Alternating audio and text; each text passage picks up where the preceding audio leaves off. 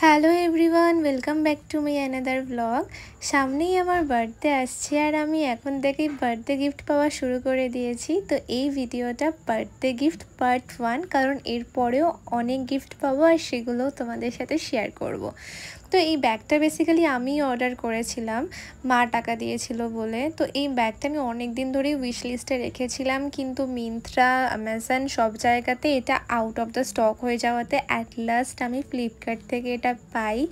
আর ঠিক এই রকমই একটা গ্লসি রেড ব্যাগের আমার অনেক দিন ধরেই ইচ্ছে ছিল কেনার, কিন্তু আমি কোথাও পাচ্ছিলাম না। আলটিমেটলি আমি মিরাজিও থেকে এই ব্যাগটা পেয়েছিলাম। তাই জন্য আমার এত ভালো লাগছিল যে এই ব্যাগটা যখন আমি রিসিভ করলাম, মানে এত সুন্দর, এত ক্লাসি, এত প্রিমিয়াম একটা লুক দিচ্ছে ব্যাগটা। আমার এত ভালো লেগেছে যে আমি কি বলবো তোমাদেরকে। মানে এই ব্যাগটা আমি অনেক দিন ধরে উইশ লিস্টে রেখেছিলাম। অ্যাট লাস্ট আমি আমার বার্থডের জন্য এই ব্যাগটা নিতে পেরেছি। মা আমাকে দিয়েছিল টাকা, তাই সেটা দিয়ে আমি নিয়ে নিলাম। তোমাদের কেমন লাগলো জানাতে কিন্তু ভুলো না।